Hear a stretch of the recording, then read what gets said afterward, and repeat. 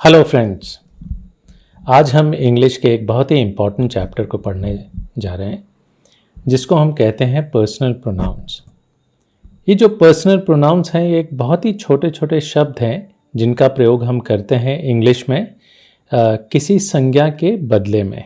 जैसे आपने सुने होंगे ये शब्द होते हैं, ये इतने इम्पॉर्टेंट होते हैं कि इंग्लिश में जितने भी टेंसेस हैं ये सिर्फ पर्सनल प्रोनाउंस पे ही बेस्ड हैं। हमें जब ये तय करना होता है कि किसी सेंटेंस में डू लगेगा या डज लगेगा सिंपल प्रेजेंट टेंस के सेंटेंस में, या हैज़ लगेगा या हैव लगेगा, तो ये सारा कुछ डिपेंड करता है कि जिस संज्ञा के लिए हम डू या डज या हैज़ या हैव लगा रहे हैं उसका प्रोनाउन क्या है। सो ये एक बहुत ही फाउंडेशनल कॉन्सेप्ट है इंग्लिश का, और जिसको ये कॉन्सेप्ट समझ में आ जाएगा उसको इंग्लिश के सेंटेंस बनाने में बहुत ही आसानी हो जाएगी।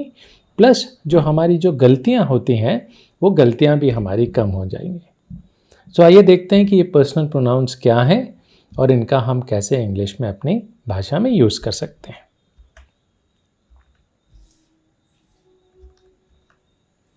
देर are many types of pronouns in English. English में बहुत सारे प्रोनाउंस हैं। आज जो हम पढ़ रहे हैं ये पर्सनल प्रोनाउंस कहलाते हैं, और उसमें भी हम आज जो प्रोनाउंस देखेंगे वो सब्जेक्ट प्रोनाउंस कहलाते हैं। Personal pronouns mainly refer to persons और पीपल। पर्सनल प्रोनाउंस जो होते हैं वो अक्सर लोगों से संबंधित होते हैं या वस्तुओं से संबंधित भी होते हैं। अब सवाल ये उठता है कि ये पर्सनल प्रोनाउंस हैं क्या। So they are words which are used in place of a noun. सो ये ऐसे शब्द हैं जिनका प्रयोग हम संज्ञा के बदले में करते हैं। We usually use a pronoun instead of a noun to avoid repeating it. अब ये सवाल उठता है कि संज्ञा के बदले में क्यों करते हैं, संज्ञा का ही क्यों नहीं प्रयोग करते हैं। तो देखते हैं एक एग्जाम्पल। मान लीजिए मैं आपको अंकित की दिनचर्या बता रहा हूँ कि अंकित का जो डेली रूटीन है वो क्या है। तो मैंने कहा अंकित वेक्स अप अर्ली। अंकित सुबह जल्दी उठता है। फिर मैंने कहा अंकित ब्रशेस हिज टीथ। अंकित अपने दांत साफ करता है। अंकित टेक्स अ बाथ। अंकित नहाता है। And Ankit drinks tea. Ankit चाय पीता है। अब हमारे मन में जब हम इस तरह के सेंटेंसेस सुनते हैं तो हमारे मन में ये आता है कि ये बार बार अंकित अंकित बोलने की हमको आवश्यकता क्या है। So you are right. जब भी हम बात करते हैं तो हम अक्सर संज्ञा जो है उसको पहली बार तो बताते हैं, लेकिन अगली बार मान लीजिए मुझे अंकित के ही बारे में बात करना हो तो इवन हिंदी में भी हम अंकित ना बोल के फिर हम उसके लिए वह या वो का प्रयोग करना शुरू कर देते हैं। तो ये जो वह या वो जो है ये हिंदी में भी प्रोनाउन है, सर्वनाम है। सो अंकित के बदले में हम ऐसे एक शब्द का प्रयोग करेंगे जिससे हमें अंकित को बार बार रिपीट करने की आवश्यकता ना पड़े। तो हम कहेंगे अंकित वेक्स अप अर्ली, क्योंकि पहली बार जब हम बता रहे हैं तो हमने कहा अंकित वेक्स अप अर्ली। ही ब्रशेस हिज टीथ। वो अपने दांत साफ करता है। अब यहाँ पे हमने अंकित ना यूज़ करके यूज़ किया है ही। He takes a bath and he drinks tea. So ये जो he है ये बेसिकली पर्सनल प्रोनाउन है जिसका प्रयोग हमने अंकित जो कि एक नाउन है उसके बदले में किया, सो दैट हमको नाउन को बार बार रिपीट करने की आवश्यकता ना पड़े। So instead of repeating a proper noun Ankit in every sentence we can use a personal pronoun he. हम पर्सनल प्रोनाउंस को दो ब्रॉड कैटेगरीज में डिवाइड करते हैं। पहला है कि पर्सनल प्रोनाउंस या तो सिंगुलर के लिए यूज़ किए जाते हैं या प्लूरल के लिए। सो पर्सनल प्रोनाउंस जो होते हैं वो या तो एक वचन होते हैं या बहुवचन होते हैं। मतलब एक संज्ञा को रिप्रेजेंट करने वाले प्रोनाउन सिंगुलर होते हैं और एक से ज़्यादा संज्ञा की बात करने वाले प्रोनाउन या उनके बदले में यूज़ किए जाने वाले प्रोनाउंस बहुवचन होते हैं या प्लूरल होते हैं। सो एक वचन where there is only one person और अ थिंग। एक वचन मतलब जब वहाँ पे सिर्फ एक व्यक्ति या एक वस्तु हो, और बहुवचन मतलब where there is more than one person और थिंग। इसी तरह दूसरी जो कैटेगरी होती है पर्सनल प्रोनाउंस की उसको हम कहते हैं पर्सन्स ऑफ पर्सनल प्रोनाउंस, मतलब पर्सनल प्रोनाउंस को हम एक और कैटेगरी में डिवाइड करते हैं जिसको हम कहते हैं पर्सन्स ऑफ पर्सनल प्रोनाउन। अब वो 3 पर्सन्स होते हैं, वो होते हैं the first person, the second person and the third person. आइए अब समझते हैं ये पर्सनल प्रोनाउंस की डिफरेंट कैटेगरीज कि ये फर्स्ट पर्सन, सेकेंड पर्सन और थर्ड पर्सन प्रोनाउंस क्या होते हैं। The first person, the first person is the person speaking about the events in a sentence. We use the first person when we describe events from ourselves. देखिए, इसको अगर हम simplify कर दें तो फर्स्ट पर्सन वो होता है जो कि मैं हूँ, मैं अपने लिए फर्स्ट पर्सन हूँ। इसी तरह आप भी, जो भी ये सुन रहे हैं, हम सब अपने लिए फर्स्ट पर्सन हैं, क्योंकि अगर हम हैं तो हमारे आसपास का ये सारा जीवन, लोग, सगे संबंधी और सब कुछ है। तो हमेशा फर्स्ट पर्सन जो होता है वो खुद होता है, जो बात कर रहा है वो व्यक्ति फर्स्ट पर्सन है। और इंग्लिश में हम फर्स्ट पर्सन को हमेशा आई लिखते हैं और वो हमेशा कैपिटल में लिखते हैं। The personal pronoun I is always written in the capital letter. So first person मतलब आई, मतलब मैं। ओके, अब अगर मैं अकेला हूं तो मैं, और अगर हमसे कोई पूछता है कि हम लोग यहाँ क्या कर रहे हैं, तो हम कहेंगे वी आर लर्निंग। सो जब मैं सिंगुलर हूं तो मैं आई हूं, और जब हम एक होके बात कर रहे हैं किसी से तो हम वी हो जाते हैं, वो होता है प्लूरल। और हिंदी में उसको हम कहते हैं हम। आई मतलब मैं, वी मतलब हम। So first person singular pronoun जो है वो है आई, और फर्स्ट पर्सन प्लूरल प्रोनाउन है वी। तो मैंने कहा I am mister Smith and I am a businessman. We are popular and we love dancing. हम पॉपुलर हैं और हमें नाचना अच्छा लगता है। अब आते हैं सेकंड पर्सन। अगर मैं फर्स्ट पर्सन हूं तो मैं जिससे भी बात कर रहा हूं वो मेरे लिए सेकंड पर्सन है। बड़ा ही ऑब्वियस है कि अगर मैं फर्स्ट पर्सन हूं और अगर मैं आपसे बात कर रहा हूं तो मेरे लिए आप सेकंड पर्सन हुए, और आप अपने लिए फर्स्ट पर्सन हैं, और अगर आप मुझे सुन रहे हैं तो मैं आपके लिए सेकंड पर्सन हो गया। सो सेकंड पर्सन वो व्यक्ति होता है जिससे हम बात करते हैं, और उसके लिए इंग्लिश में हमारे पास एक शब्द है, वो है you. So when we speak to someone we use the second person pronoun, that is you. The second person is a person spoken to, जिससे हम बात कर रहे हैं। अब हिंदी की जब हम बात करते हैं तो हम देखते हैं कि हिंदी में हमारे पास 3 ऑप्शंस हैं सामने, जो हमारे सामने उसको संबोधित करने के लिए। अगर कोई हमसे बड़ा है, रिस्पेक्टेबल है, या जिससे हमारे संबंध औपचारिक हैं, उनके लिए हम आप का प्रयोग करते हैं। अगर कोई व्यक्ति छोटा है उम्र में या हमारे बराबर का है, या जिससे हम फ्रेंडली हैं, तो उसके लिए हम तुम का प्रयोग करते हैं। और जो बहुत छोटा है उसके साथ कई बार हम तू का भी प्रयोग करते हैं। लेकिन फ्रेंड्स, इंग्लिश में ऐसे कोई कॉम्प्लिकेशंस नहीं है। इंग्लिश में चाहे बड़ा हो, औपचारिक संबंध हो जिससे, या जो हमारा फ्रेंड हो या हमसे छोटा हो, कोई भी व्यक्ति जिससे अगर आप बात कर रहे हैं उसको आप यू कह के संबोधित कर सकते हैं। सो आप, तुम, तू, इस सब के लिए इंग्लिश में सिर्फ एक ही प्रोनाउन है, वो है यू। तो मैं अपने बड़े व्यक्ति के लिए भी यू का प्रयोग कर सकता हूँ। मान लीजिए मैं अपने बॉस से बात कर रहा हूँ तो मैं कहूँगा can you give me some clear instructions, तो क्या आप मुझे कुछ क्लियर इंस्ट्रक्शंस दे पाएंगे। और अगर मैं अपने छोटे भाई से बात कर रहा हूँ तो उसके लिए भी मैं कहूँगा you should sit and study now, you are wasting your time, तुमको बैठ के पढ़ाई करनी चाहिए। तो यू का प्रयोग मैं बड़े के लिए भी कर रहा हूँ और यू का प्रयोग मैं छोटे के लिए भी कर रहा हूँ। So nice to see you again and hi, how are you, आप कैसे हैं। यू का प्लूरल फॉर्म भी यू ही होता है। मान लीजिए मैं एक से ज़्यादा व्यक्तियों को संबोधित कर रहा हूँ तो उन सब के लिए भी मैं यू का प्रयोग कर सकता हूँ। मैं कह सकता हूँ कि you all are listening to me. You all मतलब आप सब मुझे सुन रहे हैं। So the personal pronouns of the second person you is also used in the plural form. So children, have you done your homework? बच्चों, क्या आपने अपना होमवर्क कर लिया? And you are the best parents in the world, और आप दुनिया के सबसे अच्छे पेरेंट्स हैं। पेरेंट्स मतलब एक से ज़्यादा, माता या पिता दोनों की हम बात कर रहे हैं। सो आपने देखा कि यू का प्रयोग हम सिंगुलर के लिए भी करते हैं, प्लूरल के लिए भी करते हैं। हम यू का प्रयोग करते हैं जिससे हम बात कर रहे हैं उसके लिए, वो हमारे लिए सेकंड पर्सन हुआ। So can you hear me and congratulations, all of you have done a great job. अब हम आते हैं third person. We use the third person when we talk about a person और अ थिंग। देखिए, अगर मैं first person हूं और अगर मैं आपके साथ बैठ के बात कर रहा हूं तो जिससे मैं बात कर रहा हूं वो मेरे लिए सेकंड पर्सन है। अब अगर हम किसी एक तीसरे व्यक्ति की बात कर रहे हैं या किसी वस्तु की बात करते हैं तो वो क्या हो गया, वो वस्तु या वो व्यक्ति हमारे लिए थर्ड पर्सन हो जाता है।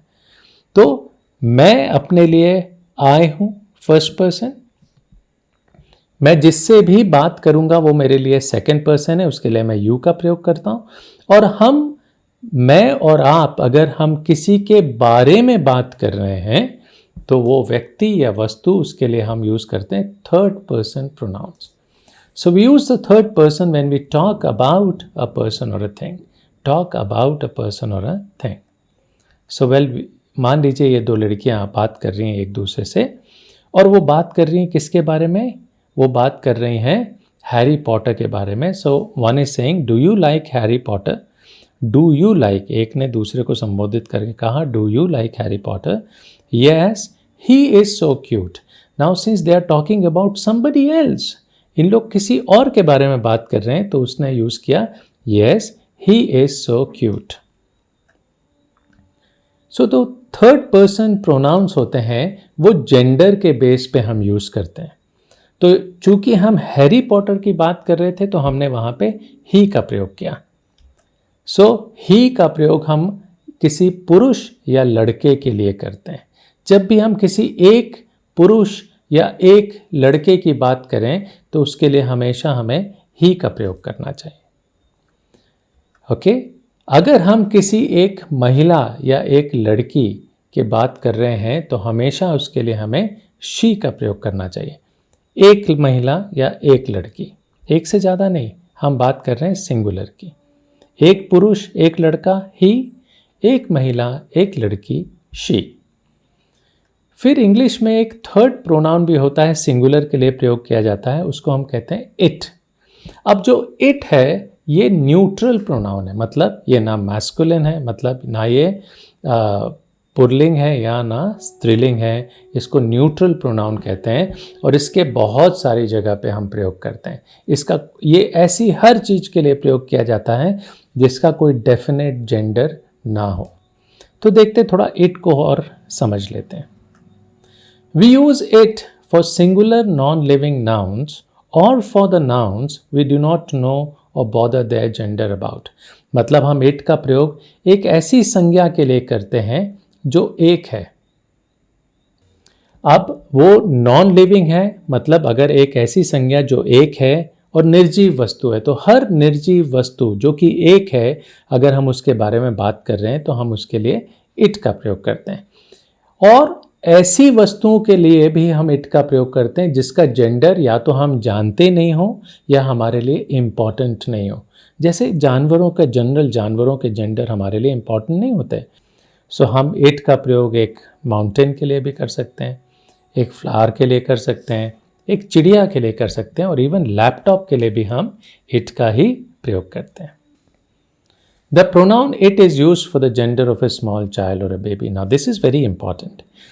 देखिए, अगर एक बहुत ही छोटा बच्चा है जो गोद में है और अगर वो कपड़े से लिपटा हुआ है वो बच्चा, तो क्या हमें पता चलता है कि वो लड़का है कि लड़की है? कई बार नहीं पता चलता। सो बहुत छोटे बच्चे, अगेन उनका जेंडर हमारे लिए बहुत इम्पॉर्टेंट नहीं होता है। हम तो सिर्फ ये कहते हैं कि बड़ा ही सुंदर बच्चा है, क्या नाम है इसका, तब हमें पता चलता है कि वो लड़का है या लड़की है। So we can say that we can use it for a young child और a very small baby. A baby is crying next door, it must be hungry. एक बच्चा बगल में रो रहा है, पड़ोस में रो रहा है, वो शायद भूखा है। इट मस्ट बी हंग्री, यहाँ पे हमने बेबी के लिए यूज़ किया इट। क्योंकि वो बेबी का जेंडर हमें उसके रोने से भी समझ में नहीं आ रहा है।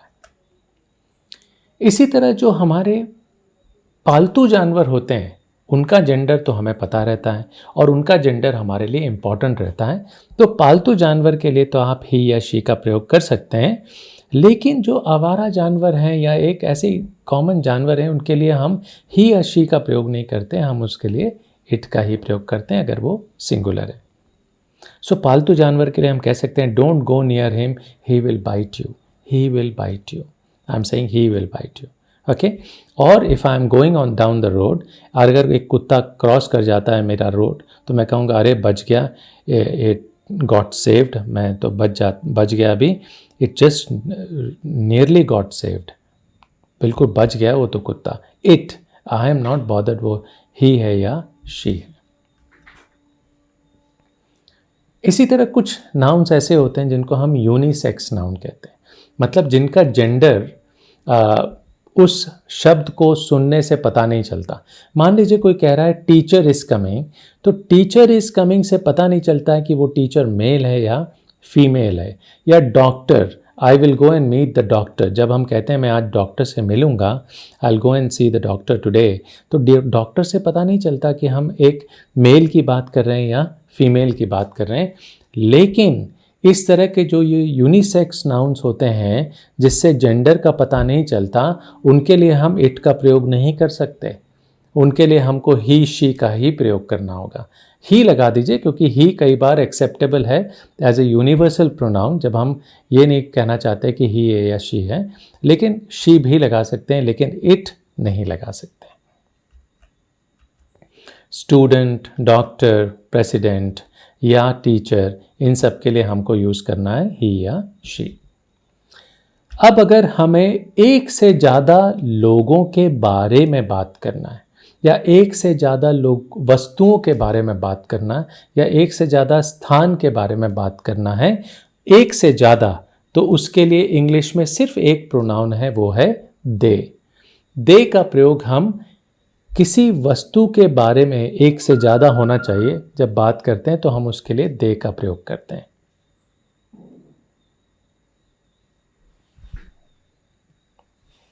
आई एम रिकॉर्डिंग, हाँ अरे I am recording, just give me 5-10 minutes, I am in the middle of recording. अरे क्लास रिकॉर्ड कर रहा हूँ मैम, प्लीज़ एक, है ना, हाँ ओके, हाँ।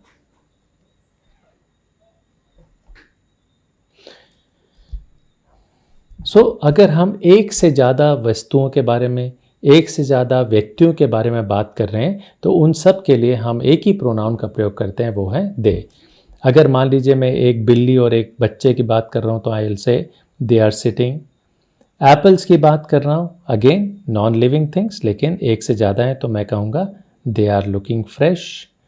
अगर मैं ईयरिंग्स की बात कर रहा हूँ तो अगेन एक से ज़्यादा है तो मैं कहूँगा they are they are very beautiful. Oh, your earrings, they are very beautiful. And Katrina and Ritik, again व्यक्तियों के बारे में बात कर रहा हूँ लेकिन एक से ज़्यादा के बारे में, तो वहाँ पे भी मैंने दे का प्रयोग किया। Katrina and Ritik, they make a good team, वो एक अच्छी टीम बनाते हैं। तो दे मतलब हिंदी में वे। So we use they for all the genders of the third person pronouns in the plural form. Plural होना चाहिए लेकिन एक से ज़्यादा। सो फ्रेंड्स, हमने देखा कि ये जो पर्सनल प्रोनाउंस हैं इनको हम दो कैटेगरीज में डिवाइड करते हैं, singular plural and first person, second person and third person. अब ये जो चार्ट है ये बहुत ही क्लियर कर देता है, जब भी हम अपनी बात कर रहे हैं तो उसके लिए हम आई का प्रयोग करते हैं, मैं, क्योंकि मैं फर्स्ट पर्सन हूँ अपने लिए। और अगर हम एक से ज़्यादा लोग अपनी बात कर रहे हैं किसी से तो उसके लिए हम वी का प्रयोग करते हैं। सेकेंड पर्सन वो होता है जिससे हम बात कर रहे हैं, अगर वो एक व्यक्ति है तो उसके लिए भी यू, और अगर एक से ज़्यादा है तो उसके लिए भी हम यू का प्रयोग करते हैं।